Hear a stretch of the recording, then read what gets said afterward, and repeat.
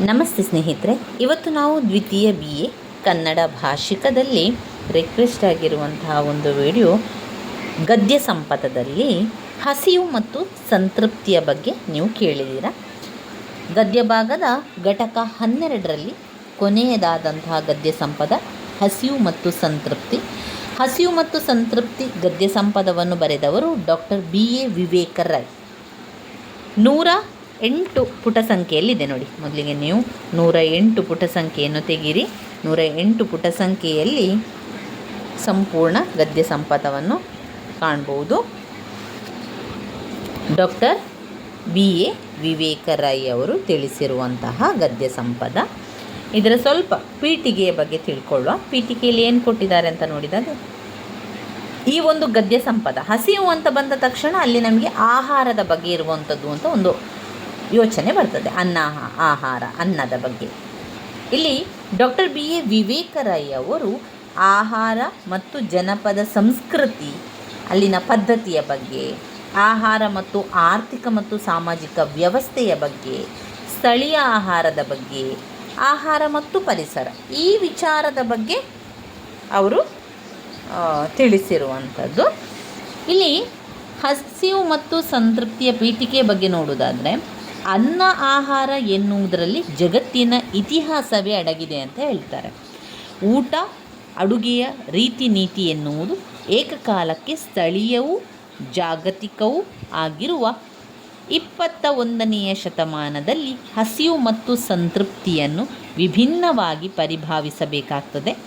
ಸ್ಥಳೀಯ ಬೇಸಾಯ ಮತ್ತು ಆಹಾರ ಪದ್ಧತಿಗಳು ಒಂದು ಬಗೆ, ಅದರ ಮೇಲೆ ದೂರ ದೇಶ ಹಾಗೂ ಸಂಸ್ಕೃತಿಗಳ ಆಹಾರ ಮತ್ತು ಬೆಳೆಗಳನ್ನು ಒಳಗು ಮಾಡಿಕೊಳ್ಳುವುದು ಮತ್ತೊಂದು ಬಗೆ. ಇಲ್ಲಿ ಬೇರೆ ಬೇರೆ ಆಹಾರದ ಪದ್ಧತಿಯ ಬಗ್ಗೆ, ಅಲ್ಲಿನ ಸಂಸ್ಕೃತಿಯ ಬಗ್ಗೆ, ಒಂದು ಪರಿಸರದ ಬಗ್ಗೆ, ಆಹಾರ ಮತ್ತು ಪರಿಸರದ ಬಗ್ಗೆ ಎಲ್ಲ ವಿಚಾರವಾಗಿ ತಿಳಿಸಿರುವಂತಹ ಒಂದು ಗದ್ಯ ಸಂಪದವೇ ಹಸಿವು ಮತ್ತು ಸಂತೃಪ್ತಿ ಗದ್ಯದಲ್ಲಿ ಕಾಣ್ಬೋದು. ನೋಡಿ, ಇಲ್ಲಿ ಅವರು ಪಾಯಿಂಟ್ಸ್ ರೀತಿಯಲ್ಲಿ ನಮಗೆ ವಿವರಿಸ್ತಾ ಹೋಗಿದ್ದಾರೆ. ಅದನ್ನೇ ನಾವು ಬರೆದ್ರೆ ಆಯಿತು. ಈಗ ಇಲ್ಲಿ ನೀವು ವಿವರಿಸುವಾಗ ಆ ಪಾಯಿಂಟ್ಸನ್ನು, ಆ 4 ಪಾಯಿಂಟ್ಸ್ಗಳನ್ನು ಸರಿಯಾಗಿ ತಿಳ್ಕೊಳ್ಳಿ. ಆ 4 ಪಾಯಿಂಟ್ಸ್ಗಳನ್ನು ವಿವರಿಸ್ತಾ ಹೋಗುವಂಥದ್ದು. ನಾವು ಯಾವ ರೀತಿ ನಮ್ಮ ಒಂದು ದಿನನಿತ್ಯದ ಜೀವನದಲ್ಲಿ ನಾವು ಆಹಾರವನ್ನು ಯಾವ ರೀತಿ ಬಳಸ್ತೇವೆ, ಅಥವಾ ನಮ್ಮ ಸಂಸ್ಕೃತಿಯಲ್ಲಿ ನಮ್ಮ ಒಂದು ಸಮುದಾಯದಲ್ಲಿ ಯಾವ ರೀತಿ ಆಹಾರವನ್ನು ಬಳಸ್ತಾ ಇದ್ದೇವೆ, ನಮ್ಮ ಸುತ್ತಮುತ್ತಲಿನ ಪರಿಸರ ಮತ್ತು ಆಹಾರವನ್ನು ನಾವು ಯಾವ ರೀತಿ ಹೊಂದಾಣಿಕೆಯನ್ನು ಮಾಡಿಕೊಳ್ತೇವೆ, ಸ್ಥಳೀಯ ಆಹಾರ ಯಾವುದಿದೆ, ಅಥವಾ ನಾವು ತಿನ್ನುವಂಥ ಆಹಾರಗಳಲ್ಲಿ ಅದು ಯಾವ ರೀತಿ ನಮಗೆ ಆರ್ಥಿಕವಾಗಿ ಮತ್ತು ಸಾಮಾಜಿಕವಾಗಿ ಅದೊಂದು ವ್ಯವಸ್ಥೆಯಾಗಿ ಬಂದಿದೆ, ಇದನ್ನೆಲ್ಲವನ್ನು ಕೂಡ ವಿಚಾರಗಳನ್ನು ತಿಳಿಸುವಂಥದ್ದು. ಇದೆಲ್ಲ ನಮ್ಮ ಜೀವನದಲ್ಲಿ ಪ್ರತಿನಿತ್ಯ ಆಗುವಂಥ ವಿಚಾರಗಳಾಗಿರುವುದರಿಂದ ಆ 4 ಪಾಯಿಂಟ್ಸ್ಗಳನ್ನು ಇಟ್ಟುಕೊಂಡು ನೀವು ವಿವರಿಸ್ತಾ ಹೋಗಬೇಕು. ಇಲ್ಲಿ ಮುಖ್ಯವಾಗಿ ಅವರು 4 ಪಾಯಿಂಟ್ಸ್ಗಳನ್ನು ಹೇಳಿದ್ದಾರೆ. 1, ಆಹಾರ ಮತ್ತು ಜನಪದ ಸಂಸ್ಕೃತಿಯ ಪದ್ಧತಿ. ಆಹಾರ ಮತ್ತು ಜನಪದ ಸಂಸ್ಕೃತಿ ಪದ್ಧತಿ. ಆಹಾರ ಮತ್ತು ಆರ್ಥಿಕ ಮತ್ತು ಸಾಮಾಜಿಕ ವ್ಯವಸ್ಥೆ. ಆಹಾರ, ಆರ್ಥಿಕ, ಸಾಮಾಜಿಕ ವ್ಯವಸ್ಥೆ. ಸ್ಥಳೀಯ ಆಹಾರವೆಂಬ ಪರಿಕಲ್ಪನೆ. ಸ್ಥಳೀಯ ಆಹಾರವೆಂಬ ಪರಿಕಲ್ಪನೆ. ಆಹಾರ ಮತ್ತು ಪರಿಸರ. ಆಹಾರ ಮತ್ತು ಪರಿಸರ, ಈ 4 ಪಾಯಿಂಟ್ಸ್ಗಳನ್ನು ಇಟ್ಕೊಂಡು ನಾವು ಈ ಒಂದು ಗದ್ಯ ಸಂಪದವನ್ನು ಬರಿತಾ ಹೋಗುವಂಥದ್ದು. ಆಹಾರ ಮತ್ತು ಜನಪದ ಸಂಸ್ಕೃತಿ ಪದ್ಧತಿ. ಮತ್ತೊಮ್ಮೆ ಹೇಳ್ತೇನೆ, ಆಹಾರ ಮತ್ತು ಜನಪದ ಸಂಸ್ಕೃತಿ ಪದ್ಧತಿ. 2, ಆಹಾರ ಮತ್ತು ಆರ್ಥಿಕ ಮತ್ತು ಸಾಮಾಜಿಕ ವ್ಯವಸ್ಥೆ. ಆಹಾರ ಮತ್ತು ಆರ್ಥಿಕ ಮತ್ತು ಸಾಮಾಜಿಕ ವ್ಯವಸ್ಥೆ. 3, ಸ್ಥಳೀಯ ಆಹಾರವೆಂಬ ಪರಿಕಲ್ಪನೆ. 3, ಸ್ಥಳೀಯ ಆಹಾರವೆಂಬ ಪರಿಕಲ್ಪನೆ. 4, ಆಹಾರ ಮತ್ತು ಪರಿಸರ. 4ನೇದು ಯಾವುದು? ಆಹಾರ ಮತ್ತು ಪರಿಸರ. ಈ 4 ವಿಚಾರಗಳನ್ನಿಟ್ಕೊಂಡು ನಾವು ವಿವರಿಸ್ತಾ ಹೋಗುವಂಥದ್ದು. ಮೊದಲನೇದಾಗಿ ಆಹಾರ, ಜನಪದ ಸಂಸ್ಕೃತಿಯ ಬಗ್ಗೆ ಹೇಳುವಂಥದ್ದು. ಆಹಾರ ಪದ್ಧತಿ ಯಾವ ರೀತಿ ನಾವು ನಡೆಸ್ತಾ ಇದ್ದೇವೆ ಎನ್ನುವಂಥ ವಿಚಾರವನ್ನು ಇಲ್ಲೆಲ್ಲ ತಿಳಿಸ್ತಾ ಹೋಗ್ತಾರೆ. ಅವರು ಯಾವ ರೀತಿ ಕೊಟ್ಟಿದ್ದಾರೆ ಎನ್ನುವಂಥದ್ದು ನಾನು ನಿಮಗೆ ಓದ್ತಾ ಹೋಗ್ತೇನೆ. ಆವಾಗ ನಿಮಗೆ ಯಾವ ವಿಚಾರವನ್ನು ಇಟ್ಕೊಳ್ಬೋದು, ಅಥವಾ ನಮ್ಮ ಜೀವನದಲ್ಲಿ ಇದನ್ನೆಲ್ಲ ಯಾವುದು ನಿಮ್ಮ ಜೀವನದಲ್ಲೆಲ್ಲ ಬಂದು ಹೋಗಿರ್ತದೆ ಆ ವಿಚಾರಗಳನ್ನೆಲ್ಲ ಆ ಒಂದು ಪದ್ಧತಿಯಲ್ಲಿ, ಆಹಾರದ ಪದ್ಧತಿ ಇರ್ಬೋದು ಅಥವಾ ಒಂದು ನಮ್ಮ ಜನಪದ ಸಂಸ್ಕೃತಿಯ ಬಗ್ಗೆ ನಮಗೇನು ಗೊತ್ತಿರ್ತದೆ ಅದನ್ನೆಲ್ಲ ಬರಿತಾ ಹೋಗುವಂಥದ್ದು. ಅವರು ಕೊಟ್ಟಿರುವಂಥದ್ದನ್ನೇ ಬರಿಬೇಕು ಅಂತ ಯಾವುದೇ ನಿಯಮ ಇಲ್ಲ. ಆದರೆ ಈ ಆಹಾರ ಪದ್ಧತಿ ಜನಪದ ಸಂಸ್ಕೃತಿಗೆ ಸಂಬಂಧಪಟ್ಟಂಥ ವಿಚಾರಗಳು ಏನೆಲ್ಲ ಇದೆ ಅದನ್ನೆಲ್ಲ ಬರಿತಾ ಹೋಗುವಂಥದ್ದು. ಅವರು ಯಾವ ರೀತಿ ಕೊಟ್ಟಿದ್ದಾರೆ ಅಂತ ನಿಮಗೆ ಒಮ್ಮೆ ಗೊತ್ತಾದರೆ ಮತ್ತೆ ನಮಗೆ ಬರೀಲಿಕ್ಕಾಗ್ತದೆ.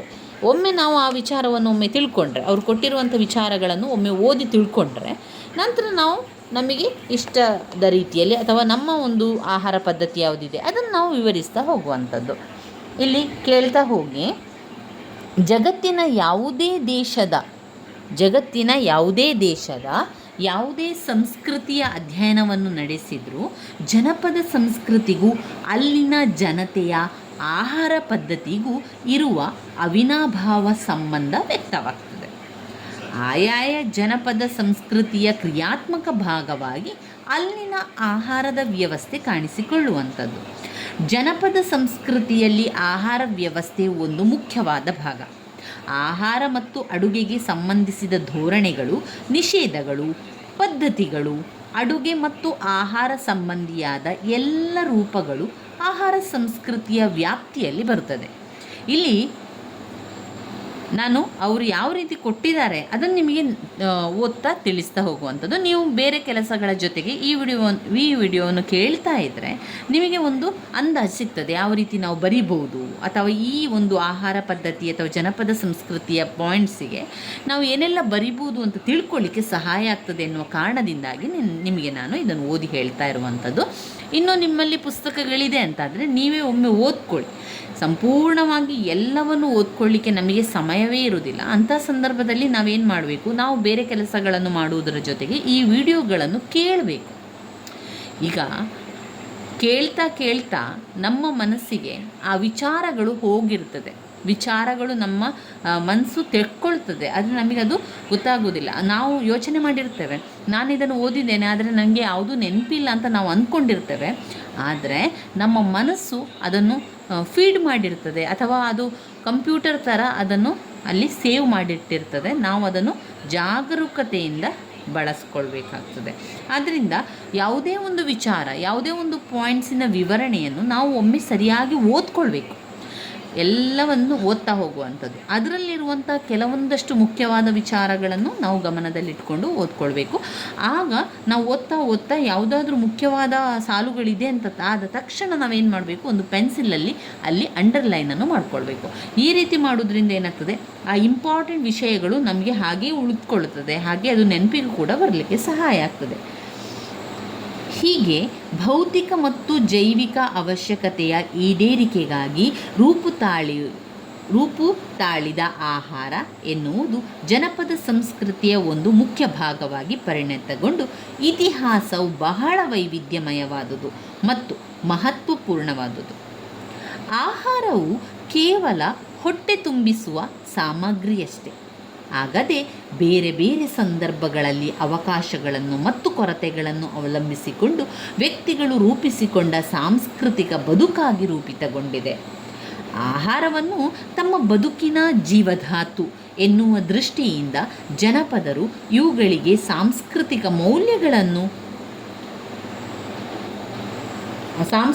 ಮೌಲ್ಯಗಳನ್ನು ಸೇರಿಸಿಕೊಳ್ತಾ ಬಂದಿದ್ದಾರೆ.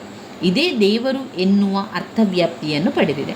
ಅನ್ನವನ್ನು ದೇವರೆಂದು ಪವಿತ್ರಗೊಳಿಸುವಾಗ ಅಂತಹ ಪರಿಕಲ್ಪನೆಯ ಹಿಂದೆ ಮುಖ್ಯವಾಗಿದ್ದ ಭಾವನೆಗಳೆಂದರೆ ಅದು ನಮ್ಮ ಜೀವದ ಉಳಿವಿಕೆಗಾಗಿ ತೀರಾ ಅವಶ್ಯ ಎನ್ನುವುದು. ಇದೇ ಅರ್ಥವು ವ್ಯಾಪಕಗೊಂಡು ಅನ್ನದ ಋಣ ಎನ್ನುವ ಪರಿಭಾಷೆಯನ್ನು ಸೃಷ್ಟಿಸಿದೆ. ಉಂಡ ಮನೆಗೆ ಎರಡು ಬಗೆಯಬಾರದು ಎನ್ನುವ ಕೃತಜ್ಞತೆಯನ್ನು ತೆರೆದಿಟ್ಟಿದೆ. ಉತ್ತರ ಕರ್ನಾಟಕದ ಜೋಳದ ಸಂಸ್ಕೃತಿಯಿಂದ ಬಂದ ಕನ್ನಡದ ಆದಿಕವಿ ಪಂಪ ತನ್ನ ವಿಕ್ರಮಾರ್ಜುನ ವಿಜಯ ಕಾವ್ಯದಲ್ಲಿ ಜೋಳದ ಪಾಳಿ ಎಂಬ ಜಾನಪದ ಪರಿಭಾಷೆಯನ್ನು ಬಳಸುವುದು ಅದಕ್ಕಿರುವ ವ್ಯಾಪಕವಾದ ಜಾನಪದ ಸಾಂಸ್ಕೃತಿಕ ಹಿನ್ನೆಲೆಯಿಂದಲೇ ಆಗಿದೆ. ಇದರಿಂದ ವ್ಯಕ್ತವಾಗುವ ಅಂಶವೆಂದರೆ ಜನಪದರಲ್ಲಿ ಕೃತಜ್ಞತೆ, ಇನ್ನೊಬ್ಬರಿಂದ ಪಡೆದ ಆಹಾರ ಇವು ಸಮೀಕರಣಗೊಂಡು ಒಂದು ಮೌಲ್ಯದ ಅರ್ಥವನ್ನು ಪಡೆಯಿತು ಎನ್ನುವಂಥದ್ದು. ಆಹಾರಕ್ಕೂ ಕೂಡ ಈ ಪದ್ಧತಿಗಳಿಂದಾಗಿ ಬರುವಂಥದ್ದು. ಅದೊಂದು ಜನಪದ ಸಂಸ್ಕೃತಿ ಅಂತ ಇಲ್ಲಿ ಅವರು ವಿವರಿಸುವಂಥದ್ದು.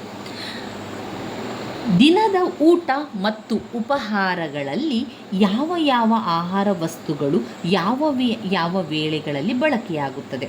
ಈಗ ನಾವೊಂದು ಸಮಯ ಅಂತ ಇಟ್ಟಿರ್ತೇವೆ. ಸಮಯ ಅಂತ ಹೇಳಿದರೆ ಹೆಚ್ಚಾಗಿ ಇದೇ ಸಮಯಕ್ಕೆ ನಾವು ತಿಂಡಿ ತಿನ್ನುವಂಥದ್ದು, ಇದೇ ಸಮಯಕ್ಕೆ ಹೆಚ್ಚಾಗಿ ನಾವು ಊಟ ಮಾಡುವಂಥದ್ದು ಅಂತ ನಾವು ಹೇಳ್ತೇವೆ. ನಾವು ಕೇಳ್ತೇವೆ ನೋಡಿ, ನೀವು ಎಷ್ಟು ಗಂಟೆಗೆ ಊಟ ಮಾಡ್ತೀರಿ ಅಂತ. ಆಗ ನಾವು ಹೇಳ್ತೇವೆ, ನಾವು ಅಂದಾಜು ಮಧ್ಯಾಹ್ನ 1 ಗಂಟೆಗೆ ಊಟ ಮಾಡುವಂಥದ್ದು, ರಾತ್ರಿ 9 ಗಂಟೆಗೆ ಸರಿಸುಮಾರು 9 ಗಂಟೆ ಹೊತ್ತಿಗೆ ಊಟ ಮಾಡ್ತೇವೆ. ಕೆಲವೊಮ್ಮೆ ಆ ಕಡೆ ಈ ಕಡೆ ಆಗ್ತದೆ, ಕೆಲವೊಮ್ಮೆ ಮಕ್ಕಳು ಬೇಗ ಮಲಗ್ತಾರೆ, ಅಥವಾ ಕೆಲವೊಮ್ಮೆ ನೆಂಟರಿಷ್ಟರಿದ್ದರೆ ಹೆಚ್ಚು ಕಡಿಮೆ ಆಗಿರ್ತದೆ ಅಂತ ಕೂಡ ನಾವು ಹೇಳ್ತೇವೆ. ಇದೆಲ್ಲ ಕೂಡ ಇದೆಯಲ್ಲ, ಅದು ನಮ್ಮ ಆಹಾರದ ಪದ್ಧತಿಗಳಲ್ಲಿ ಬರುವಂಥದ್ದು. ಹಾಗೆ ನಮ್ಮ ಒಂದು ಸಂಸ್ಕೃತಿಯಲ್ಲಿ ನಾವು ನೋಡೋದಾದರೆ ಅವರವರ ಸಮುದಾಯಕ್ಕೆ ತಕ್ಕಂತೆ ಯಾವುದನ್ನು ಮಾಡ್ತಾರೆ. ಈಗ ತಂಬುಳಿಯನ್ನು ಮಾಡುವಂಥದ್ದು, ಕೆಲವು ಸಮುದಾಯ ಕೆಲವು ಸಂಸ್ಕೃತಿಯ ಪ್ರಕಾರ ಅವರಿಗೆ ತಂಬುಳಿಯಾಗಿರಬೇಕು, ತಂಬುಳಿ ಇರಲೇಬೇಕು, ಅಥವಾ ಪಲ್ಯ ಇರಲೇಬೇಕು, ಚಟ್ನಿ ಇರಲೇಬೇಕು, ಕುಚ್ಚಿಲಕ್ಕಿ ಅನ್ನ ಊಟ ಮಾಡುವಂಥದ್ದು, ಬೆಳ್ತಿಗೆ ಅನ್ನ ಊಟ ಮಾಡುವಂಥದ್ದು. ಹೀಗೆ ಅವರವರ ಒಂದು ಸಮುದಾಯಕ್ಕೆ ತಕ್ಕಂತೆ ಅವರವರ ಒಂದು ಅನ್ನದ ಜನಪದ ಸಂಸ್ಕೃತಿಯನ್ನು ಅವರು ಬಳಸಿಕೊಂಡಿರ್ತಾರೆ. ಯಾವ ಯಾವ ವೇಳೆಯಲ್ಲಿ ಬಳಕೆಯಾಗುತ್ತದೆ ಮತ್ತು ಯಾಕೆ ಅದೇ ವೇಳೆಗೆ ಬಳಕೆಯಾಗುತ್ತದೆ ಎನ್ನುವುದರ ಕುರಿತಂತೆ ಜನಪದರಲ್ಲಿ ಆಳದ ಪರಿಜ್ಞಾನವಿತ್ತು. ಕೃಷಿ ವ್ಯವಸ್ಥೆಗೆ ಪೂರಕವಾಗಿ ಶ್ರಮದ ಕೆಲಸಕ್ಕೆ ಅನುಗುಣವಾಗಿ ದುರೂಪಿತಗೊಂಡಿದೆ. ಜನಪದರಲ್ಲಿ ಆಹಾರ ವಸ್ತುಗಳ ಉಪಲಬ್ಧತೆ ಮತ್ತು ಆಹಾರ ಸೇವನೆಯ ಕಾಲಬದ್ಧತೆಗಳ ಸಂಬಂಧವು ಪರಸ್ಪರ ಬೆಸೆದುಕೊಂಡಿದೆ. ಏಕೆಂದರೆ ಸಂಸ್ಕೃತಿಯಲ್ಲಿ ಯಾವುದೇ ವ್ಯವಸ್ಥೆಯು ಅತಾರ್ಕಿಕವಾಗಿ ಹುಟ್ಟಿಕೊಂಡಿರುವುದಿಲ್ಲ. ಪರಂಪರಾಗತವಾದ ಜನಪದ ಆಹಾರ ಪದ್ಧತಿಯ ಕುರಿತು ಅಧ್ಯಯನವನ್ನು ನಡೆಸುವಾಗ ಆಹಾರ ವ್ಯವಸ್ಥೆಯಲ್ಲಿ ಅಡಕವಾಗಿದ್ದ ಆಹಾರ ತತ್ವಗಳನ್ನು ಶೋಧಿಸುವ ಕೆಲಸವನ್ನು ಮಾಡಬೇಕಾಗ್ತದೆ. ಅಂದರೆ ಒಂದು ಆಹಾರದ ತತ್ವ ಅಂತ ಹೇಳಿದ್ರೇನು? ಅದು ಒಂದು ನಿರ್ದಿಷ್ಟ ಆಹಾರವನ್ನು ಬಳಸಬೇಕಾದ ಅಗತ್ಯವನ್ನು ಕಂಡುಕೊಂಡಂತಹ ಒಂದು ಸತ್ಯ. ಉದಾಹರಣೆ ಕೂಡ ಹೇಳ್ತಾ ಇದ್ದಾರೆ. ಉದಾಹರಣೆ ಏನು ಹಾಗಾದರೆ? ಉದಾಹರಣೆ ಅಂತ ಹೇಳಿದರೆ ಬೆಳಗ್ಗಿನ, ಮಧ್ಯಾಹ್ನದ, ರಾತ್ರಿಯ 3 ಹೊತ್ತು ನಾವು ಆಹಾರವನ್ನು ಸೇವಿಸುವಂಥದ್ದು. 3 ಹೊತ್ತಿನ ಒಂದು ಆಹಾರಗಳು ಯಾವ ಹೊತ್ತಿಗೆ ಯಾವುದಿರಬೇಕು, ಯಾಕೆ ಎನ್ನುವ ತಿಳುವಳಿಕೆ. ಹಾಗೆಯೇ ಇಲ್ಲಿ ನೀವು ಕೇಳಿರ್ಬೋದು, ಯಾವುದಾದ್ರೂ ಒಂದು ಮನೆಗಳಲ್ಲಿ ಕಾರ್ಯಕ್ರಮ ಇದೆ ಅಥವಾ ಒಂದು ಫಂಕ್ಷನ್ ಇದೆ, ಈ ರೀತಿ ಅಂತ ಇದ್ದಾಗ ನಾವೇನು ಮಾಡ್ತೇವೆ, ಆಹಾರದ ಪಟ್ಟಿಯನ್ನು ತಯಾರಿಸ್ತೇವೆ. ಏನೆಲ್ಲ ಬೇಕು? ಸಾರು ಬೇಕು, ಸಾಂಬಾರಾಗಬೇಕು, ತಂಬುಳಿ, ಮೆಣಸ್ಕಾಯಿ, ಉಪ್ಪು, ಉಪ್ಪಿನಕಾಯಿ, ಈ ರೀತಿಯಾಗಿ ನಾವೇನು ಮಾಡ್ತೇವೆ, ಆಹಾರಕ್ಕೆ ಬೇಕಾದಂತಹ ಪದಾರ್ಥಗಳೇನಿದೆ ಅಂತ ನೋಡಿಕೊಂಡು ಅದನ್ನು ನಾವು ತಯಾರಿಯನ್ನು ಮಾಡಿಕೊಳ್ತೇವೆ.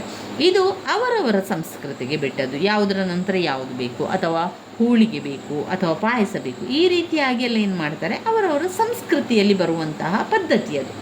ಅದೊಂದು ಜನಪದ ಸಾಂಸ್ಕೃತಿಕ ಪದ್ಧತಿಯಾಗಿರುವಂಥದ್ದು.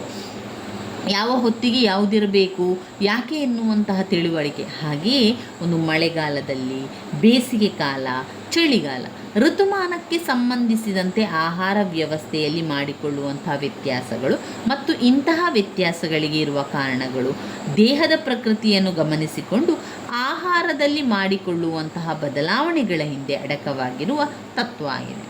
ಈ ವಿವೇಚನೆಯು ಕಾಯಿಲೆ ಆದಾಗ ಇಂತಹ ಆಹಾರವನ್ನು ಸೇವಿಸಬೇಕು, ಅದರಲ್ಲೂ ಇಂತಹ ಕಾಯಿಲೆಗಳಿಗೆ ಎಂತಹ ಆಹಾರ ಬೇಕು. ಈಗ ಅಂದರೆ ಪಥ್ಯ ಮಾಡ್ತೇವೆ. ಪಥ್ಯ ಮಾಡೋದು ಅಂತಂದರೆ ಏನು? ಆಹಾರ ಪದಾರ್ಥಗಳನ್ನು ನಾವೇನು ಮಾಡ್ತೇವೆ, ಏನಾದರೂ ಒಂದು ನಮಗೆ ಅನಾರೋಗ್ಯ ಆಯಿತು ಅಂತಾದರೆ ನಾವೇನು ಹೇಳ್ತೇವೆ, ನೀವು ಪಥ್ಯ ಮಾಡಬೇಕು, ನೀವು ಎಣ್ಣೆ ಪದಾರ್ಥಗಳನ್ನು ತಿನ್ನಬಾರ್ದು, ಅಥವಾ ನೀವು ಗಂಜಿ ಊಟವನ್ನು ಮಾಡಬೇಕು. ಈಗ ಜ್ವರ ಬಂದಿದೆ ಅಂತಂದರೆ ಪಥ್ಯ ಮಾಡಿಕೊಂಡು ಗಂಜಿ ಊಟವನ್ನು ಮಾಡುವಂಥದ್ದು. ಈ ರೀತಿಯಾಗಿ ಪಥ್ಯದ ಆಹಾರಗಳು ಕೂಡ ಇರ್ತದೆ. ಅದೆಲ್ಲವೂ ಕೂಡ ಅವರವರ ಆಹಾರಕ್ಕೆ ತಕ್ಕಂತೆ ಬಳಸುವಂಥದ್ದು. ಇನ್ನು ಕೆಲವೊಂದು ಏನು ಮಾಡ್ತೇವೆ ನಾವು, ಸೀಸನಲ್ ಫುಡ್, ಆ ಒಂದು ಸಮಯಕ್ಕೆ ಸರಿಯಾದ ಒಂದು ಆಹಾರವನ್ನು ಮಾಡಿ ತಯಾರಿಸಿ ತಿನ್ನುವಂಥದ್ದು. ಈಗ ನಾವು ಕರಾವಳಿಯ ಭಾಗದಲ್ಲಿ ನೋಡಿದರೆ ನಾವು ಆಟಿ ತಿಂಗಳಿನಲ್ಲಿ ಪತ್ರಡೆಯನ್ನು ಮಾಡುವಂಥದ್ದು, ಕೆಸರು ಸೊಪ್ಪಿನಿಂದ ಪತ್ರಡೆ ಮಾಡುವಂಥದ್ದು. ಹೀಗೆ ಒಂದೊಂದು ಪದ್ಧತಿಯಲ್ಲಿ ಅಥವಾ ಒಂದೊಂದು ಸಂಸ್ಕೃತಿಯನ್ನು ನಾವು ನೋಡಿದರೆ ಬೇರೆ ಬೇರೆಯಾಗಿ ಇರುವಂಥದ್ದನ್ನು ಕಾಣ್ಬೋದು. ಎಂತಹ ಆಹಾರಗಳನ್ನು ಸೇವಿಸಬೇಕು, ಹಾಗೆ ಕಾಯಿಲೆ ಬಂದಾಗ ಯಾವ ರೀತಿಯ ಪಥ್ಯಗಳನ್ನು ಮಾಡಬೇಕು, ಎಂಥ ಆಹಾರಗಳು ಬೇಕು, ಅದರಲ್ಲೂ ವಿಶೇಷ ಎಂತಹ ಕಾಯಿಲೆಗಳಿಗೆ ಎಂಥ ಆಹಾರ ಅಂತ ಹೇಳುವಂಥದ್ದು. ದೇಹಕ್ಕೆ ಉಷ್ಣವಾದಾಗ ತಂಪಿನ ಆಹಾರವನ್ನು ಸೇವಿಸಬೇಕು, ದೇಹಕ್ಕೆ ತಂಪಾದಾಗ ಉಷ್ಣದ ಆಹಾರವನ್ನು ಸೇವಿಸಬೇಕು ಎನ್ನುವುದು ಇಂತಹ ಒಂದು ಆಹಾರ ತತ್ವ. ಹೀಗೆಯೇ ಆಹಾರ ಸೇವನೆಯು ದೇಹದ ಸಮತೋಲನವನ್ನು ಕಾಪಾಡುವ ತತ್ವವನ್ನು ಆಧರಿಸುತ್ತದೆ. ಈ ರೀತಿ ಜನಪದರು ಶರೀರದ ಸಮತೋಲನ ಮತ್ತು ಆಹಾರ ಸೇವನೆಗಳ ನಡುವೆ ಮಾಡಿಕೊಂಡಿರುವ ಹೊಂದಾಣಿಕೆಯ ಸಂಬಂಧಗಳು ವಿಶಿಷ್ಟವಾದುದು. ಇಲ್ಲಿ ಗಮನಿಸುವ ವಿಚಾರ ಅಂತ ಹೇಳಿದರೆ, ಆರೋಗ್ಯ ಅನಾರೋಗ್ಯ ಎನ್ನುವ ಪರಿಭಾಷೆಗಳಿಗೂ ಆರೋಗ್ಯ ಅನಾರೋಗ್ಯ ಎನ್ನುವ ಪರಿಭಾಷೆಗಳಿಗೂ ಜನಪದರ ಆಹಾರ ತತ್ವ ಪರಿಕಲ್ಪನೆಗಳಿಗೂ ತಾರ್ಕಿಕವಾದ ಸಂಬಂಧ, ಅಂದರೆ ಒಂದಕ್ಕೊಂದು ಸಂಬಂಧ ಇದ್ದೇ ಇರ್ತದೆ. ಈಗ ನಾವು ಪದ್ಧತಿಯನ್ನು ಮಾಡ್ತಾ ಇದ್ದೇವೆ ಅಂತಾದರೆ ಅದು ಜನಪದ ಸಂಸ್ಕೃತಿಯಾಗಿರ್ತದೆ. ಅನಾರೋಗ್ಯ ಎನ್ನುವಂಥ ಪರಿಭಾಷೆ ಜನಪದ ಆಹಾರ ತತ್ವ ಪರಿಕಲ್ಪನೆಗೂ ತಾರ್ಕಿಕವಾದ ಸಂಬಂಧವಿದೆ. ಹೀಗಾಗಿ ಆರೋಗ್ಯವನ್ನು ಕಾಪಾಡಿಕೊಳ್ಳುವುದು ಮತ್ತು ಆರೋಗ್ಯವನ್ನು ಮರು ಸಂಪಾದನೆ ಮಾಡುವುದು ಇವೆರಡೂ ಕೂಡ ಜನಪದರ ಆಹಾರ ವ್ಯವಸ್ಥೆಯನ್ನು ಹೊಂದಿಕೊಂಡೇ ನಿಜವಾಗುತ್ತದೆ. ಜನಪದ ವೈದ್ಯ ಪದ್ಧತಿಯೇ ಆಹಾರದ ನಿಷಿದ್ಧತೆಯನ್ನು ಆಹಾರ ತತ್ವಗಳಲ್ಲಿ ಒಂದು ಮುಖ್ಯ ಅಂಶವನ್ನಾಗಿ ಪರಿಗಣಿಸಿದೆ. ಮಾತ್ರವಲ್ಲದೆ ಜನಪದ ಆಹಾರ ತತ್ವದ ಪರಿಶೋಧನೆಯು ಜನಪದ ವೈದ್ಯದ ಸಂಶೋಧನೆಯೊಂದಿಗೆ ಸಹ ನೇರವಾದ ಸಂಬಂಧವನ್ನು ಕೂಡ ಹೊಂದಿದೆ. ಸುಖದ ಮತ್ತು ಸಂತೃಪ್ತಿಯ ಪರಿಕಲ್ಪನೆಯು ಜನಪದ ಸಂಸ್ಕೃತಿಯಲ್ಲಿ ವಿಶಿಷ್ಟವಾದದ್ದು ಮತ್ತು ವೈವಿಧ್ಯಮಯವಾದದ್ದು. ಆಹಾರ ಪದ್ಧತಿಯು ಅಂತಹ ಒಂದು ಸುಖದ ಮತ್ತು ಸಂತೃಪ್ತಿಯ ಭಾವನೆಯನ್ನು ಅನೇಕ ರೀತಿಗಳಲ್ಲಿ ಕೊಡುತ್ತಾ ಬಂದಿದೆ. ವ್ಯಕ್ತಿಗಳು ನಿರ್ದಿಷ್ಟವಾದ ಆಹಾರ ಸೇವನೆಯಿಂದ ಸಂತೃಪ್ತಿಯನ್ನು ಪಡೆಯಬಹುದು. ಇಲ್ಲಿ ಹೇಗೆ ಸಂತೃಪ್ತಿ ಪಡೆಯುವಂಥದ್ದು? ಹಸಿವು ಮತ್ತು ಸಂತೃಪ್ತಿ. ನಾವು ಒಂದು ಸಂತೃಪ್ತಿ ಆಗಬೇಕು ಅಂತ ಹೇಳಿದರೆ ಆಹಾರ ಸೇವನೆಯಲ್ಲಿರುವಂತಹ ಒಂದು ವಿಚಾರಗಳಾಗಿರ್ತದೆ ಅದು.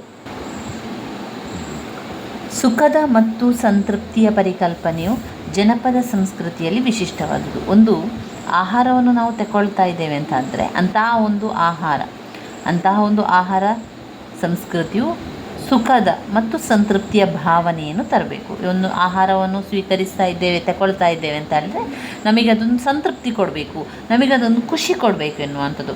ವ್ಯಕ್ತಿಗಳು ನಿರ್ದಿಷ್ಟವಾದ ಆಹಾರ ಸೇವನೆಯಿಂದ ಸಂತೃಪ್ತಿಯನ್ನು ಪಡೆಯಬಹುದು.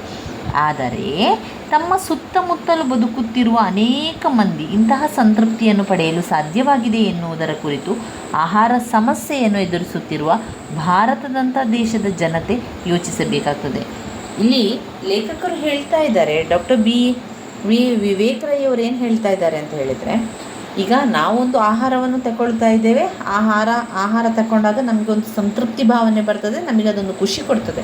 ಹಾಗೆಯೇ ಆ ಒಂದು ಆಹಾರ ನಮ್ಮ ಸುತ್ತಮುತ್ತಲಿನ ವ್ಯಕ್ತಿಗಳನ್ನು, ಸುತ್ತಮುತ್ತಲಿನ ಜನರು ಆಹಾರವನ್ನು ಪಡೆದುಕೊಂಡು ಅಥವಾ ಆಹಾರವನ್ನು ತೆಗೆದುಕೊಂಡು ಸಂತೃಪ್ತಿಯನ್ನು ಪಡಿತಾ ಇದ್ದಾರಾ ಅಥವಾ ಖುಷಿ ಸಿಗ್ತಾ ಇದೆಯಾ ಅವರಿಗೆ ಎನ್ನುವಂಥದ್ದು ಯೋಚನೆ ಮಾಡಬೇಕು. ಆಹಾರದಲ್ಲಿ ಸರ್ವರಿಗೂ ಸಮಪಾಲು ಎನ್ನುವ ತತ್ವದ ಮೂಲಕ ಜನಪದ ಸಂಸ್ಕೃತಿಯ ಸಂದೇಶ. ಆದ್ದರಿಂದಲೇ ಹಸಿವಿನಿಂದ ನರಳುವವರ ಕುರಿತು ನಮ್ಮ ನಿಜವಾದ ಭಾವನೆಗಳು ಕಾರ್ಯರೂಪಕ್ಕೆ ಬರಬೇಕಾಗಿರುವುದು ಆಹಾರದ ಸಮರ್ಪಕ ಹಂಚಿಕೆಯಾಗುವ ಮೂಲಕ.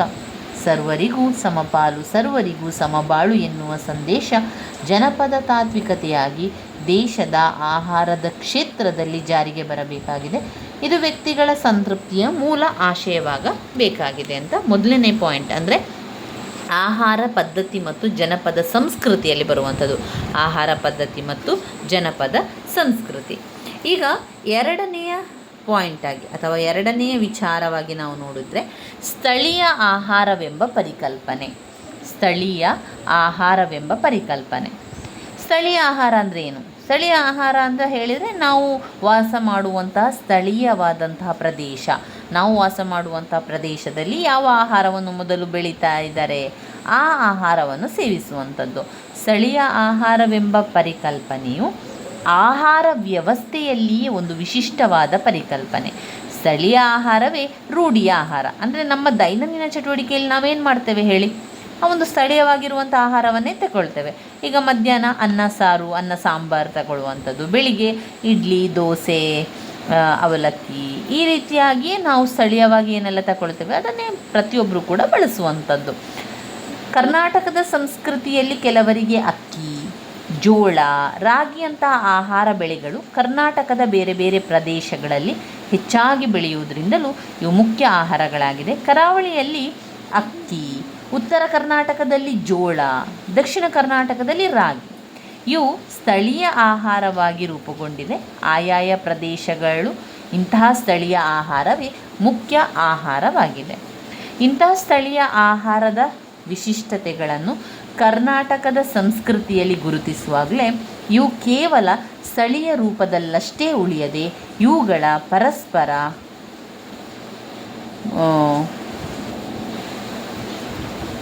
ಕೊಳ್ಳು ಕೊಡುವಂಥದ್ದು ಅಥವಾ ಇದನ್ನೇನು ಮಾಡ್ತೇವೆ ನಾವು ಪರಸ್ಪರ ವಿನಿಮಯ ಮಾಡಿಕೊಳ್ಳುವಂಥದ್ದು. ಒಂದು ಪ್ರದೇಶದ ಮುಖ್ಯ ಆಹಾರ ಇನ್ನೊಂದು ಪ್ರದೇಶದ ಸಂಸ್ಕೃತಿಯಲ್ಲಿ ಅಪೂರ್ವ ಆಹಾರವಾಗಿ ಸೇರ್ಪಡೆಯಾಗಿದೆ ಅಂತ ಕೂಡ ಹೇಳ್ತಾ ಇದ್ದಾರೆ. ಜಾಗತಿಕ ವಿಚಾರದಲ್ಲಿ ಸ್ಥಳೀಯ ಆಹಾರ ಎನ್ನುವುದು ತೋರಿದಷ್ಟು ಸರಳವಾಗಿ ಪಾಲಿಸಿಕೊಂಡು ಬರುವಂಥದ್ದಲ್ಲ.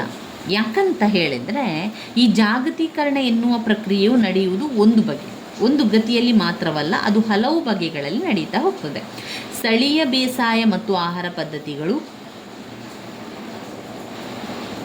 ದೂರ ದೇಶಗಳ ಹಾಗೂ ಸಂಸ್ಕೃತಿಗಳ ಆಹಾರ ಮತ್ತು ಬೆಳೆಗಳನ್ನು ತಮ್ಮೊಳಗೂ ಕೂಡ ಮಾಡಿಕೊಳ್ತದೆ. ಅಂದರೆ ಈಗ ಕೆಲವೊಂದು ಕಡೆ ಏನು ಮಾಡ್ತಾರೆ, ಆಯಾ ಪ್ರದೇಶಕ್ಕೆ ತಕ್ಕಂತೆ ಆಹಾರ ಬೆಳೆಯುವುದಿಲ್ಲ ಅಂತ ಹೇಳಿ ಬೇರೆ ಕಡೆಯ ಒಂದು ಆಹಾರ ಪದ್ಧತಿಗಳನ್ನು ಕೂಡ ಬೆಳೆಸುವಂಥದ್ದು ಬದಲಾವಣೆ ಆಗ್ತಾ ಹೋಗಿದೆ. ಇದಕ್ಕೆ ವಿಪರೀತವಾಗಿ ಯಾವುದೇ ಸ್ಥಳದ ಆಹಾರ ಸಂಪನ್ಮೂಲಗಳನ್ನು ಸ್ಥಳೀಯ ಪ್ರದೇಶದ ಜನತೆಗೆ ದಕ್ಕದಿರುವಂತೆ ಅಲ್ಲಿರುವವರಿಂದ ಬೇರ್ಪಡುವಂತೆ ಮಾಡುವುದು, ಒಂದೇ ಬೇರ್ಪಡು ಜಾತಿಯ ಗಿಡ, ಮರ ಅಥವಾ ಬೆಳೆ ಬೆಳೆಯುವ ಸಂಸ್ಕೃತಿಯನ್ನು ಆ ಸ್ಥಳದ ಮೇಲೆ ಹೇರುವುದು, ಇದು ಬೇರೆ ರೀತಿಯದ್ದೇ ಆದ ಜಾಗತೀಕರಣ. ಸ್ಥಳೀಯ ಆಹಾರ ವಿಚಾರವಾಗಿ ಚಿಂತಿಸುವ ಸಂದರ್ಭಗಳಲ್ಲಿ ಈ ಎರಡರ ನಡುವಿನ ವ್ಯತ್ಯಾಸ ನಾವು ಗುರುತಿಸ್ಬೋದು. ಸ್ಥಳೀಯ ಆಹಾರ ಮತ್ತು ಅಡುಗೆಯ ಪದ್ಧತಿಗಳನ್ನು ಪರಸ್ಥಳ ಆಹಾರ ಅಥವಾ ಅಡುಗೆ ಪದ್ಧತಿಗಳಿಂದ ಬೇರೆ ಮಾಡಿ ಗುರುತಿಸಲು ಸಾಧ್ಯವಾಗುವಂತೆ ಮುತುವರ್ಜಿ ವಹಿಸಿ ಬೆಳೆಸಬೇಕಾಗುತ್ತದೆ. ಸಂಸ್ಕೃತಿ ಮತ್ತು ಪರಿಸರಗಳ ಸಾಹಿತ್ಯ ಆರೋಗ್ಯಗಳನ್ನು ಕಾಯ್ದುಕೊಳ್ಳಲು ಮಾತ್ರವಲ್ಲದೆ ಸ್ಥಳೀಯ ಆಹಾರದ ವೈವಿಧ್ಯವನ್ನು ಉಳಿಸಿಕೊಳ್ಳಲು ಕೂಡ ಹೀಗೆ ಮಾಡುವುದು ತುಂಬ ಮುಖ್ಯವಾಗಿರ್ತದೆ. ಇನ್ನು ಇದು 2ನೇ ಪಾಯಿಂಟಾಗಿ ಸ್ಥಳೀಯ ಆಹಾರವೆಂಬ ಪರಿಕಲ್ಪನೆ ಆಯಿತು. ಇನ್ನು 3ನೇ ಪಾಯಿಂಟಾಗಿ ನಾವು ನೋಡುವುದಾದರೆ ಆಹಾರ ತತ್ವ ಮತ್ತು ಆರ್ಥಿಕ ಸಾಮಾಜಿಕ ವ್ಯವಸ್ಥೆ ಕೂಡ ಬರ್ತದೆ. ಹಾಗಾದರೆ ಆಹಾರ ಎನ್ನುವಂಥದ್ದು ಹೇಗೆ ಆರ್ಥಿಕವಾಗಿ ಸಾಮಾಜಿಕವಾಗಿ ವಿಚಾರಗಳನ್ನು ಒಳಗೊಂಡಿದೆ? ಸ್ಥಳೀಯ ವಿಶಿಷ್ಟ ಆಹಾರಗಳ ಜೊತೆಗೆ ಸಾಮಾಜಿಕ ವರ್ಗಗಳ ಸಂಬಂಧಗಳು ಕೆಲವೊಮ್ಮೆ ಏರ್ಪಡುತ್ತದೆ. ಇಂತಹ ತಮ್ಮ ಭಿನ್ನತೆಗಳು ಒಂದು ಪ್ರದೇಶದಲ್ಲಿ ಸಾಪೇಕ್ಷವಾದ ಭಿನ್ನತೆಗಳಿರುತ್ತದೆ. ಅಲ್ಲಿ ಅಕ್ಕಿ ಮತ್ತು ರಾಗಿಗಳಲ್ಲಿ ಅಕ್ಕಿ ಎನ್ನುವಂಥದ್ದು ಶ್ರೀಮಂತರ ಆಹಾರ, ರಾಗಿ ಬಡವರ ಆಹಾರ ಎನ್ನುವ ಸಾಂಸ್ಕೃತಿಕ ಭಿನ್ನತೆಯ ಹಿಂದೆ ಅಂತಹ ಆಹಾರವನ್ನು ಸೇವಿಸುವ ಜನ ಸಮುದಾಯಗಳ ನಡುವಿನ ಆರ್ಥಿಕ ವರ್ಗಗಳ ಭಿನ್ನತೆ ಕೂಡ ಪರಿಗಣಿತವಾಗ್ತದೆ. ಈ ದೃಷ್ಟಿಯಿಂದ ಕನಕದಾಸರ ರಾಮಧ್ಯಾನ ಚರಿತೆ ಎಂಬ ರೂಪಕ ಕಾವ್ಯವು ವಿಶಿಷ್ಟ ತಾತ್ವಿಕತೆಯನ್ನು ಉಳ್ಳದ್ದು. ಭತ್ತ ರಾಗಿಗಳ ನಡುವೆ ವಾಗ್ವಾದವನ್ನು ಏರ್ಪಡಿಸಿ ಭತ್ತವನ್ನು ಶ್ರೀಮಂತರ ಪ್ರತಿನಿಧಿಯಾಗಿ ಮತ್ತು ರಾಗಿಯನ್ನು ಬಡವರ ಪ್ರತಿನಿಧಿಯಾಗಿ ರೂಪಿಸಿ ಕೊನೆಗೆ ರಾಗಿಯೇ ಗೆಲ್ಲುವುದರ ಮೂಲಕ ಬಡವರ ಗೆಲುವನ್ನು ತೋರಿಸುವ ಒಂದು ಕಾವ್ಯ ಆಹಾರ ವ್ಯವಸ್ಥೆಯಲ್ಲಿನ ವರ್ಗಭೇದವನ್ನು ವಿಶೇಷವಾಗಿ ಉಲ್ಲೇಖಿಸುತ್ತದೆ. ನಮ್ಮ ವರ್ತಮಾನದ ಸಂದರ್ಭಗಳು ಆರ್ಥಿಕ ಸಂಸ್ಕೃತಿಗಳನ್ನು ಶಿಥಿಲಗೊಳಿಸಿದೆ. ಜಗತ್ತಿನಾದ್ಯಂತ ತರಾತುರಿ ತಿಂಡಿ ತಿನಿಸುಗಳ ಹೋಟೆಲ್ಗಳು, ಅವುಗಳನ್ನು ನಡೆಸುತ್ತಿರುವ ಒಂದು ರಾಷ್ಟ್ರೀಯ ವ್ಯಾಪಾರಿ ಸಂಸ್ಥೆಗಳು ಇವೆಲ್ಲವೂ ಅನ್ನ ಆಹಾರ ಎನ್ನುವುದನ್ನು ಕೇವಲ ಒಂದು ಮಾರಾಟದ ಸರಕಾಗಿ ಮಾರ್ಪಟ್ಟಿದೆ ಅಂತ ಕೂಡ ಹೇಳ್ತಾರೆ. ಜಾಗತೀಕರಣದ ಸಂದರ್ಭದಲ್ಲಿ ಜಗತ್ತಿನ ಹಸಿವು ಅನ್ನುವುದು ತಮಗೊಂದು ಸವಾಲಾಗಿದೆ. ಆಹಾರ ಮತ್ತು ಜೈವಿಕ ತಂತ್ರಜ್ಞಾನದ ಉದ್ಯಮ ಸಮುಚ್ಚಯಗಳು ಪರಿಭಾವಿಸಿದೆ. ಆದರೆ ವಾಸ್ತವಿಕವಾಗಿ ನಾವು ನೋಡಿದ್ರೆ ಈ ಕಂಪನಿಗಳ ಒಳ ಎಣಿಕೆ ಬೇರೆಯದ್ದೇ ಆಗಿರ್ತದೆ. ಕೆಲವೊಮ್ಮೆ ಏನು ಮಾಡ್ತಾರೆ ಅಂದರೆ ಆಹಾರವನ್ನು ತಯಾರಿಸುವಂಥದ್ದು ಎಲ್ಲ ಏನು ಮಾಡುವಂಥದ್ದು, ಅದರಲ್ಲಿ ಮಾರಾಟ ಮಾಡುವ ಯೋಚನೆಯನ್ನಷ್ಟೇ ಹೊಂದಿರ್ತಾರೆ ವಿನಃ ಅದರ ಗುಣಮಟ್ಟತೆಯನ್ನು ಕೂಡ ನೋಡಿಕೊಳ್ಳುವುದಿಲ್ಲ. ಅದರಲ್ಲಿ ಕೆಲವೊಂದು ರಾಸಾಯನಿಕಗಳನ್ನು ಬಳಸುವಂಥದ್ದು, ಈ ರೀತಿಯಾಗಿ ಮಾಡಿ ಆಹಾರವನ್ನು ಬಳಸುವಂಥದ್ದು ಕೂಡ ನಡೀತಾ ಇದೆ. ಅದನ್ನು ತಿಳ್ಕೊಂಡು ಯೋಚನೆ ಮಾಡಿ ನಾವು ಒಂದು ಆಹಾರವನ್ನು ಕೊಳ್ಳುವಾಗ ತಿಳ್ಕೊಳ್ಬೇಕಾಗಿರುವಂತಹ ವಿಚಾರಗಳು. ಆಹಾರ ತತ್ವ ಮತ್ತು ಆರ್ಥಿಕ ಸಾಮಾಜಿಕ ವ್ಯವಸ್ಥೆಯಲ್ಲಿ ಅಲ್ಲಿ ಬಂಡವಾಳಶಾಹಿ ವ್ಯವಸ್ಥೆಯನ್ನೇ ಒಪ್ಪಿಕೊಂಡು ಮೆರೆಯುತ್ತಿರುವ ವಿವಿಧ ದೇಶಗಳಲ್ಲಿ ಆಯಾ ದೇಶಗಳ ಸ್ಥಳೀಯ ಆಹಾರಗಳಲ್ಲಿ ಎಂತೆಂಥದೋ ಸಲ್ಲದ ಆಹಾರ ಸೇವನೆಯಿಂದ ಉಂಟಾಗುವ ವಿವಿಧ ಬಗೆಯ ರೋಗಗಳು ಕಾಣಿಸಿಕೊಳ್ತದೆ. ವಾಸ್ತವವಾಗಿ ಪೌಷ್ಟಿಕ ಆಹಾರ ಸೇವನೆಯ ಕೊರತೆ ಅನ್ನುವುದು ಇಂದು ಜಗತ್ತಿನಾದ್ಯಂತ ಒಂದು ದೊಡ್ಡ ಅಂಟುಜಾಡ್ಯವಾಗಿ ಬಿಟ್ಟಿದೆ. ಆಹಾರ ಸೇವನೆಯಲ್ಲಿನ ಕೊರತೆಯಿಂದ ಬಳಲುತ್ತಿರುವ 120 ಕೋಟಿ ಜನರ ಸಂಖ್ಯೆಗೆ ಸಮನಾಗಿ ಆಹಾರದ ಅತಿ ಸೇವನೆಯನ್ನು ಮಾಡುತ್ತಿರುವ 120 ಕೋಟಿ ಜನರ ಸಂಖ್ಯೆ ಇದೆ. ಅಲ್ಲಿ ಅರ್ಥ ಮಾಡಿಕೊಳ್ಳಬೇಕಾದ ವಿಚಾರ ಅಂತ ಹೇಳಿದರೆ, ಜಗತ್ತಿನಲ್ಲಿ ಆಹಾರವು ಎಲ್ಲರ ಮೂಲಭೂತ ಅವಶ್ಯಕತೆ, ಜೀವ ಪೋಷಕ ಕೂಡ ಆಗಿರುವಂಥದ್ದು. ಇಲ್ಲಿ ನಾವು 4ನೇ ಪಾಯಿಂಟ್ನಲ್ಲಿ ಆಹಾರ ತತ್ವ ಮತ್ತು ಪರಿಸರ, ಇಲ್ಲಿ ಆಹಾರದ ತತ್ವ ಮತ್ತು ಪರಿಸರವನ್ನು ಕೊಟ್ಟಿದ್ದಾರೆ. ಆಹಾರ ತತ್ವ ಮತ್ತು ಪರಿಸರ ಅಂತ ಬಂದಾಗ ಏನೆಲ್ಲ ವಿಚಾರಗಳನ್ನು ಬರಿಬಹುದು? ಅಡುಗೆ ಮತ್ತು ಊಟೋಪಚಾರದ ಪದ್ಧತಿಗಳು ಕಾಲಾನುಕ್ರಮದಲ್ಲಿ ಜಗತ್ತಿನ ಎಲ್ಲೆಡೆಗಳಲ್ಲೂ ಬದಲಾಗುತ್ತಾ ವಿಕಾಸಗೊಳ್ಳುತ್ತಾ ಬಂದಿದೆ. ರೈತಾಪಿ ಜನ, ಗುಡ್ಡಗಾಡುಗಳಲ್ಲಿ ನೆಲೆ ನಿಂತವರು ಹಾಗೂ ಸ್ಥಳೀಯ ಸಮುದಾಯಗಳು ಹಲವು ಶತಮಾನಗಳ ತಮ್ಮ ಸಾಂಸ್ಕೃತಿಕ ಪ್ರಯೋಗಶೀಲತೆಯಿಂದಾಗಿ ರೂಪಿಸಿಕೊಂಡಿರುವ ಜೀವತಳಿಗಳಿಗೂ ಆಹಾರ ತತ್ವಕ್ಕೂ ಅವಿನಾಭಾವ ಸಂಬಂಧವಿದೆ. ಜನಪದ ಸಂಸ್ಕೃತಿಯಲ್ಲಿ ಆಹಾರ ಸಂಸ್ಕೃತಿ ನಿರ್ಮಾಣಗೊಂಡದ್ದು ವ್ಯಕ್ತಿಗಳು ಮತ್ತು ಪರಿಸರದ ನಡುವಿನ ನಿರಂತರ ಸಂಬಂಧದ ಮೂಲಕ. ಮನುಷ್ಯರು, ಸಸ್ಯಗಳು ಮತ್ತು ಪ್ರಾಣಿಗಳು ಒಂದು ಸಮಗ್ರ ವ್ಯವಸ್ಥೆಯ 3 ಮುಖ್ಯ ಅವಯವಗಳು. ಈ ವ್ಯವಸ್ಥೆಯಲ್ಲಿ ಮನುಷ್ಯರನ್ನು ಕೇಂದ್ರದಲ್ಲಿಟ್ಟುಕೊಂಡು ಪ್ರಾಣಿಗಳನ್ನು ಮತ್ತು ಸಸ್ಯಗಳನ್ನು ಕೇವಲ ಮನುಷ್ಯರ ಬಳಕೆಯ ಸಾಧನೆಗಳಿಂದ ಉಪಯೋಗಿಸಿಕೊಂಡು ನಿಸರ್ಗದ ನಿಯಂತ್ರಣ ಮತ್ತು ಶೋಷಣೆಗಳ ಮೂಲಕ ಮನುಷ್ಯರ ಬೆಳವಣಿಗೆಯನ್ನು ಸಾಧಿಸುವ ತಾತ್ವಿಕತೆಯು ಮನುಷ್ಯ ಕೇಂದ್ರೀಕೃತವಾಗಿದ್ದು, ಬದಲಾಗಿ ಮನುಷ್ಯೇತರ ಜೀವಿಗಳಿಗೂ ತಮ್ಮದೇ ಆದ ಆಂತರಿಕ ಮೌಲ್ಯಗಳು ಕೂಡ ಇರ್ತದೆ. ಅವುಗಳಿಗೂ ಬದುಕುವ ಮತ್ತು ಬಳಸುವ ಹಕ್ಕು ಮನುಷ್ಯರಷ್ಟೇ ಇರುತ್ತದೆ ಎನ್ನುವ ತಾತ್ವಿಕತೆ ಜೀವಕೇಂದ್ರಿತ ತತ್ವ. ಈ ಜೀವಕೇಂದ್ರಿತ ತತ್ವದ ದೃಷ್ಟಿಯಿಂದ ಮನುಷ್ಯರ ಆಹಾರ ವ್ಯವಸ್ಥೆಯನ್ನು ಮರುಶೀಲನೆ ನಡೆಸಬೇಕಾಗುತ್ತದೆ. ಪ್ರಾಣಿಗಳ ಬೇಟೆ, ವಿವೇಚನಾರಹಿತವಾಗಿ ಸಸ್ಯಗಳ ನಾಶ ಇವನ್ನು ಜೀವಕೇಂದ್ರಿತ ತಾತ್ವಿಕತೆಯ ದೃಷ್ಟಿಯಿಂದ ನಿರಾಕರಿಸಬೇಕಾಗುತ್ತದೆ.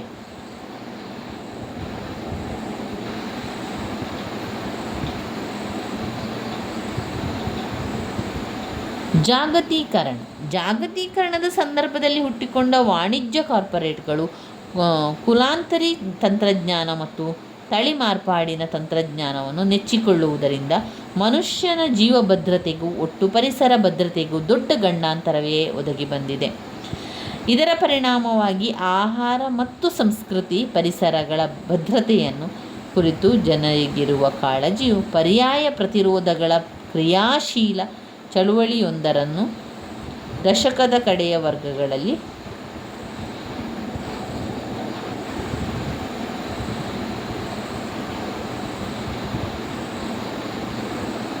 ಈ ರೀತಿಯಾಗಿ ಪ್ರಕೃತಿ, ಪರಿಸರ, ಆಹಾರ ಇದೆಲ್ಲವೂ ಕೂಡ ಒಂದು ಪ್ರತಿರೋಧಗಳ ಕ್ರಿಯಾಶೀಲ ಚಳುವಳಿಯೊಂದನ್ನು ದಶಕದ ಕಡೆಯ ವರ್ಷಗಳಲ್ಲಿ ಹುಟ್ಟು ಪಡೆದಿದೆ. ಈ ಚಳುವಳಿಯು ಕೂಡ ದಿನೇ ದಿನೇ ಬೆಳೆಯುತ್ತಲೇ ಬಂದಿದೆ. ಯಾವುದೇ ಆಹಾರ ವಸ್ತುವನ್ನು ಕುರಿತು ಮಾಹಿತಿಯು ಯಾವುದೇ ಒಂದು ಮಾಹಿತಿ ಇದೆ. ಒಂದು ಆಹಾರವನ್ನು ನಾವೊಂದು ಪ್ಯಾಕ್ ಮಾಡ್ತಾ ಇದ್ದೇವೆ ಅಂತಾದರೆ ಆ ಪ್ಯಾಕ್ನ ಎದುರುಗಡೆ ಒಂದು ಸೀಲನ್ನು ಹಾಕುವಂಥದ್ದು ಅಥವಾ ನಾವು ಇಟ್ಟಿರುವಂಥ ಹೆಸರನ್ನು ಬರೆಯುವಂಥದ್ದು ಈ ರೀತಿಯಾಗಿ ಕೂಡ ಇರ್ತದೆ. ಇವತ್ತಿನ ಜಗತ್ತಿನ ಉತ್ತರ ಭಾಗದ ದೇಶಗಳ ರಾಜನೀತಿಯ ಭಾಗವಾಗಿದೆ. ಹೀಗಾಗಿ ಫ್ರಾನ್ಸ್ ದೇಶದ ರೈತರು ನೋವಾರ್ಟಿಸ್ ಕಂಪನಿಯ ಗೋದಾವೊಂದರ ಮೇಲೆ ದಾಳಿ ಮಾಡಿ 30 ಟನ್ ಪ್ರಮಾಣದ ಮೆಕ್ಕೆಜೋಳದ ಬೀಜವನ್ನು ನಾಶ ಮಾಡಿದರು. ಬೆಂಗಳೂರಿನಲ್ಲಿ ಕರ್ನಾಟಕದ ರಾಜ್ಯ ರೈತ ಸಂಘದವರು 1 ಕೋಟಿ ಜನ ಸದಸ್ಯರಿದ್ದಾರೆ ಎಂದು ಪ್ರಚಾರವಿದೆ. ಇದು ಕಾರ್ಗಿಲ್ ಕಂಪನಿಯ ಮೇಲೆ ದಾಳಿ ಮಾಡಿದ್ದು, ಆ ಕಂಪನಿಯು ಬೀಜಗಳ ತಳಿಗಳ ಮೂಲಸಾರದ ಮೇಲೆ ಹಕ್ಕುಸ್ವಾಮ್ಯವನ್ನು ಹೊರಟದನ್ನು ಅವರು ಪ್ರಶ್ನಿಸಿದ್ದರಲ್ಲದೆ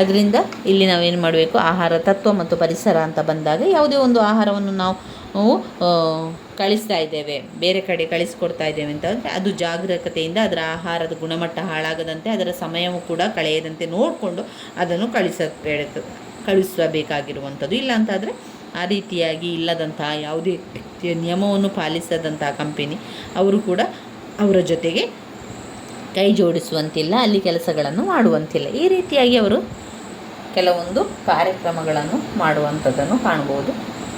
ಆಹಾರ ತತ್ವ ಮತ್ತು ಪರಿಸರ, ಆಹಾರ ತತ್ವ ಮತ್ತು ಆರ್ಥಿಕ ಸಾಮಾಜಿಕ ವ್ಯವಸ್ಥೆ, ಸ್ಥಳೀಯ ಆಹಾರವೆಂಬ ಪರಿಕಲ್ಪನೆ, ಆಹಾರ ಪದ್ಧತಿ ಮತ್ತು ಜನಪದ ಸಂಸ್ಕೃತಿ. ಆಹಾರ ಪದ್ಧತಿ ಮತ್ತು ಜನಪದ ಸಂಸ್ಕೃತಿ, ಇವಿಷ್ಟು ವಿಚಾರಗಳನ್ನು ನೀವು ತಿಳ್ಕೊಳ್ಳಿ. ಇದನ್ನು ನಾವೇ ಬರಿತಾ ಹೋಗ್ಬೋದು. ಇದರಲ್ಲಿ ಅವರು ಕೊಟ್ಟಿರುವಂಥ ಸಾರಾಂಶ ಈ ರೀತಿಯಾಗಿದೆ ನೋಡಿ. ಜಗತ್ತಿನ ಹಸಿವು ಅನ್ನುವುದು ತಮಗೊಂದು ಸವಾಲಾಗಿದೆ ಎಂದು ಆಹಾರ ಮತ್ತು ಜೈವಿಕ ತಂತ್ರಜ್ಞಾನದ ಉದ್ಯಮ ಸಮುಚ್ಚಯಗಳು ಹೇಳಿಕೊಳ್ಳುತ್ತದೆ. ಬಿರುಸಿನ ಊಟೋಟಗಳು, ಆ ಅಸುರಿ ಲೋಕದ ವಾಣಿಜ್ಯ ಕಾರ್ಪೊರೇಟ್ಗಳು ಆಹಾರದ ಕೆಲವು ಮೂಲ ಸಾಮಗ್ರಿಗಳನ್ನು ತೆಗೆದುಕೊಂಡು ಅನೇಕ ಬಗೆಗಳಲ್ಲಿ ಅವುಗಳ ಮೂಲ ಸತ್ವದಿಂದ ಅವುಗಳನ್ನು ಪರಕೀಯಗೊಳಿಸಲಾಗುತ್ತಿದೆ.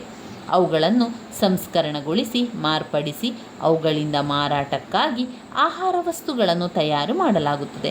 ಇಂತಹ ವೇಗದ ಆಹಾರ ಪದ್ಧತಿಯ ವಿರುದ್ಧವಾಗಿ ಸ್ಥಳೀಯ ಅಡುಗೆ ಮತ್ತು ಊಟೋಪಚಾರದ ಪದ್ಧತಿಗಳನ್ನು ಪ್ರಚಾರಗೊಳಿಸುವ ಸ್ವದೇಶಿ ಆಂದೋಲನವು ಜಾಗೃತಗೊಂಡಿದೆ. ಕಾರ್ಪೊರೇಟ್ ಆಹಾರದ ಈ ಪರಕೀಯಗೊಳಿಸುವ ಸಂಸ್ಕೃತಿಗೂ ಸಮಾಧಾನದ ಊಟ ತಿಂಡಿಗಳ ಜನಪದ ಆತ್ಮೀಯತೆಗಳ ಮಾರ್ಗಕ್ಕೂ ಗತಿತಾರ್ಕಿಕವಾದ ದ್ವಂದ್ವಮಾನದ ಸಂಕೀರ್ಣವಾದ ಸಂಬಂಧಗಳಿವೆ. ಪ್ರಪಂಚದ ಹೆಚ್ಚಿನ ಜನರಿಗೆ ಆಹಾರ ಅನ್ನುವುದು ಕೇವಲ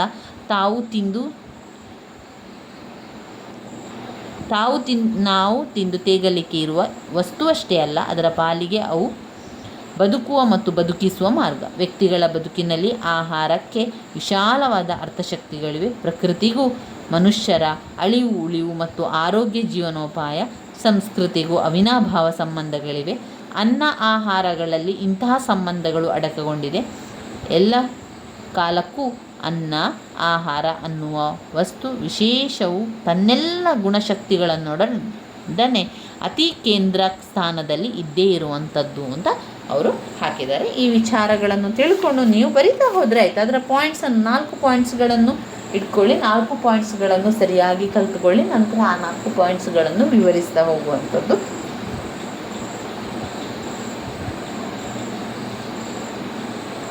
doctor B.A. Vivek Rai. Doctor B.A. Vivek Rai ಅವರ ಹಸಿವು ಮತ್ತು ಸಂತೃಪ್ತಿಯ ಬಗ್ಗೆ ಸಂಪೂರ್ಣವಾಗಿ ತಿಳ್ಕೊಂಡೆವು. ಇಲ್ಲಿ ಲೇಖಕರ ಪರಿಚಯ ಅಂತ ಬಂದಾಗ ಡಾಕ್ಟರ್ B.A. ವಿವೇಕ ರೈ ಅವರು ಕನ್ನಡ ಮತ್ತು ತುಳು ಜಾನಪದಕ್ಕೆ, ಸಂಸ್ಕೃತಿಗೆ, ಚಿಂತನೆಗೆ ವಿಶೇಷವಾದ ಕೊಡುಗೆಯನ್ನು ನೀಡಿದವರು ಡಾಕ್ಟರ್ B.A. ವಿವೇಕ ರೈ. ಮಂಗಳೂರು ವಿಶ್ವವಿದ್ಯಾನಿಲಯದ ಕನ್ನಡ ಅಧ್ಯಯನ ವಿಭಾಗದ ಪ್ರಾಧ್ಯಾಪಕರಾಗಿ, ಅಧ್ಯಕ್ಷರಾಗಿ, ಕುಲಸಚಿವರಾಗಿ, ಕನ್ನಡ ವಿಶ್ವವಿದ್ಯಾನಿಲಯ ಹಂಪಿ ಮತ್ತು ಕರ್ನಾಟಕ ರಾಜ್ಯ ಮುಕ್ತ ವಿಶ್ವವಿದ್ಯಾನಿಲಯ ಮೈಸೂರು ಇಲ್ಲಿನ ಕುಲಪತಿಗಾಗಿ ಇವರ ಶೈಕ್ಷಣಿಕ ಆಡಳಿತಾತ್ಮಕ ಸೇವೆಗಳು ಸ್ಮರಣೀಯ. ಇವರ ಕೃತಿಗಳು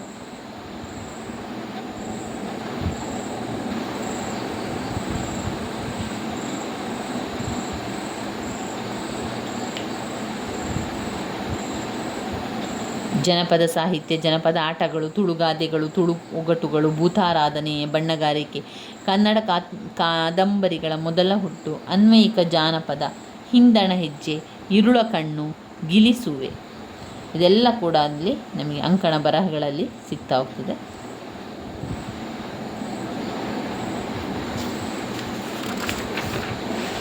ಈ ರೀತಿಯಾಗಿ ವಿಚಾರಗಳು ಬರುವಂಥದ್ದು. ನಾವು ಇವಿಷ್ಟು ವಿಚಾರಗಳನ್ನು ತಿಳ್ಕೊಂಡ್ರೆ ಸಾಕು. ಮುಂದಿನ ವಿಡಿಯೋದಲ್ಲಿ ಇನ್ನಷ್ಟು ವಿಚಾರಗಳನ್ನು ತಿಳ್ಕೊಳ್ಳುವ. ಹಸಿವು ಮತ್ತು ಸಂತೃಪ್ತಿ, ಡಾಕ್ಟರ್ BA ವಿವೇಕ ರಾಯ್. ನನ್ನ ವೀಡಿಯೋಸ್ ಎಲ್ಲ ನಿಮಗೆ ಇಷ್ಟ ಆಗ್ತಾ ಇದ್ದರೆ ಲೈಕ್ ಕೊಡಿ, ಶೇರ್ ಮಾಡಿ, ಸಬ್ಸ್ಕ್ರೈಬ್ ಮಾಡಲಿಕ್ಕೆ ಮರಿಬೇಡಿ. ಧನ್ಯವಾದಗಳು.